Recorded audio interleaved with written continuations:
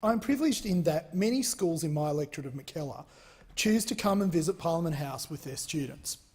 It is a real pleasure to meet these young kids, our future leaders of Australia, show them around Parliament House and talk about what it's like to be a member in this place. Importantly, it gives me an opportunity to find out what matters to them, what would make a difference to their lives.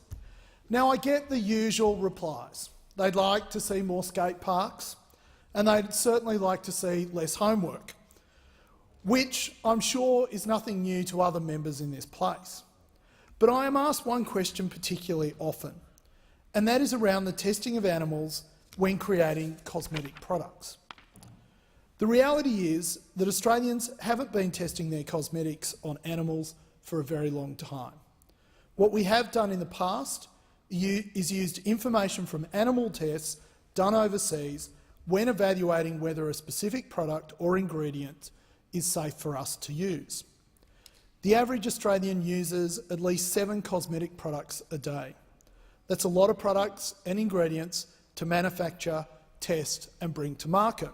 Indeed, some of my colleagues don't look this way naturally. It's the cosmetics they use every morning that helps them look as good as they do now. I'm not one of those. Even Australian-made products often use chemical imported from different parts of the world. So it's all well and good to say we don't test on animals here, but if we use the data from overseas tests to evaluate the products we allow to market, isn't that implicitly allowing tests in the first place? That is why we are here today, Mr Speaker. This government is finally putting the regulatory framework in place to make sure we stop using any data derived from animal tests when deciding whether these cosmetic products are fit for Australian use. At the same time, we are streamlining the approval processes so that Australian businesses that manufacture, import and sell cosmetics can spend more time growing their business than jumping through regulatory hoops.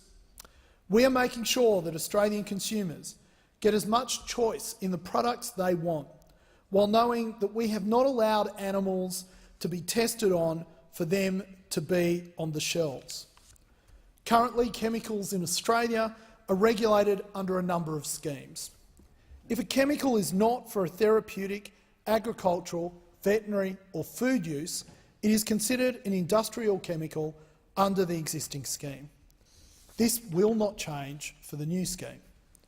When a business wishes to introduce a medium to high-risk industrial chemical in Australia, they need to provide information, including data, so that the regulator can make an assessment of the risks of that chemical and provide information to promote their safe use. This maximises protections for both Australian consumers and our environment. Our commitment to banning cosmetic testing on animals was cemented in the 2017-18 budget. This bill is the first step. We are creating the regulatory framework so animal test data will no longer be used to support the introduction of chemicals used exclusively as cosmetic ingredients. We are replacing the Australian Industrial Chemicals Introduction Scheme with the National Industrial Chemicals Notification and Assessment Scheme and a new inventory. 6 categories of introduction will be created, proportionate to the level of risk to human health and safety or the environment. Transparency will be increased, putting more choice in the hands of Australian consumers. Businesses can rest assured that the system by which the regulator evaluates any chemical is responsive, flexible and transparent. Data derived from an animal test from the 1st of July 2018 will be banned and disregarded when used by companies to support the introduction of a cosmetic ingredient. We are also making sure that our framework aligns with the highest international standards. The marketplace for these ingredients is global, so harmonising the rules around them will help businesses and increased protection for consumers. It also has the added benefit that the different regulators can exchange information and assessment, something that can only be done if the standards are of comparable quality. As a Liberal, I am particularly supportive of the light touch regulatory approach we are taking. Ham-fisted, one-size-fits-all regulations, those often favoured by my colleagues opposite, have a tendency to backfire when taken out of the Canberra bubble and applied to the real world. There is no need to apply the same regulatory burden on businesses using the lowest risk chemicals as those choosing to use higher risk ones. Introducers will only be required to apply for assessment for higher risk chemicals. Overall, assessments are expected to reduce from 3% to approximately 0.3% of all new chemicals introduced. Ultimately, we are lessening annual reporting and making the introduction process much simpler and faster by providing same-day registration for introducers. This will reduce industry's annual regulatory burden by around $23 million. Companies introducing chemicals will now also be able to use relevant international risk assessments to a much greater extent, reducing double-ups and an added benefit of adjusting our regulations to international standards. Of course, only if the risks are no higher then would we accept here. All these changes, particularly this new stepped approach to the regulatory burdens, will encourage businesses to veer towards lower risk chemicals. It will encourage products to be reinvented and improved. Once again, more and better choices for Australian consumers. When it comes to public and worker health and safety regulations, these reforms will continue to maintain Australia's high standards for protecting the community, workers and the environment. The Executive Director will be able to impose conditions on new higher risk chemicals and refuse to allow a chemical to be introduced. He will also have more flexibility to rapidly respond to risks from new chemicals or chemicals already on the market. Modern enforcement tools will be available and used to ensure compliance and identify non-compliance. I mentioned transparency a little earlier, Mr Speaker, and would like to come back to that, although when I mentioned that it was a different speaker, so nice of you to join us, Mr Speaker. By linking the inventory listings to assessment statements, we are making more appropriate information than ever before available to Australian consumers so they can find out about risks of any particular industrial chemical and make informed decisions. Of course, we must also protect our businesses' ability to compete in the market, so confidentiality will be protected by the use of partially masked names or uses where appropriate. Under our legislation, committed to and introduced by the Turnbull government, no section of the inventory will be confidential any longer. Thanks to the work of the Assistant Minister for Health, the Member for Lyne, Dr David Gillespie, there is overwhelming support for this legislation, both on the side of animal welfare groups and the industry.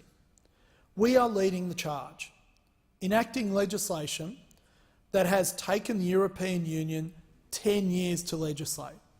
We will get this done in 1 year. So what's the problem? As always, there's one outlier, one black swan, one group that wants to make the perfect the enemy of the good.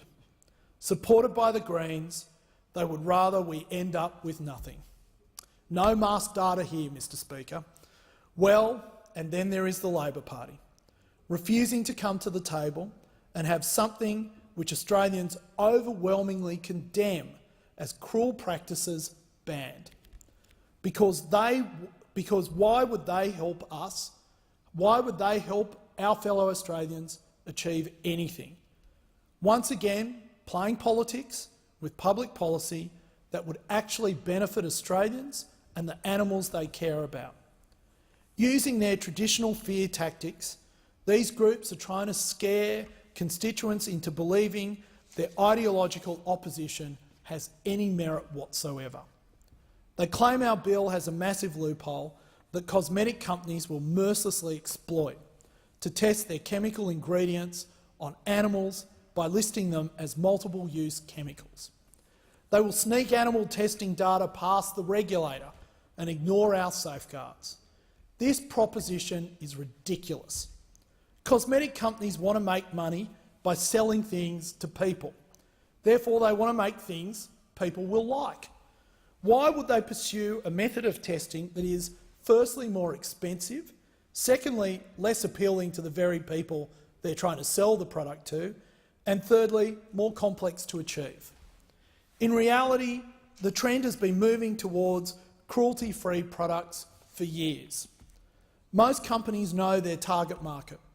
They want to provide products that reflect the desire of Australian consumers to purchase cruelty-free cosmetics because people like to buy it.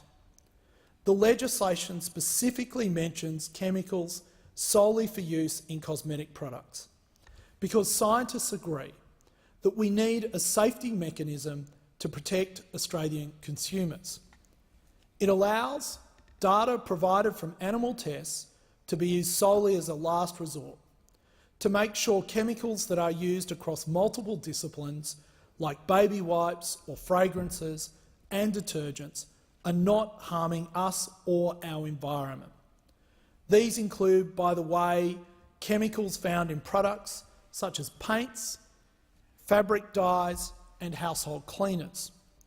This added safeguard is all the more important when you think about the multitude of chemicals we can be exposed to each day. In any given day, you could wash your hands, use a cologne or perfume, wash your face using a cleanser, and there you go. That's 3 chemical exposures raked up in one single day.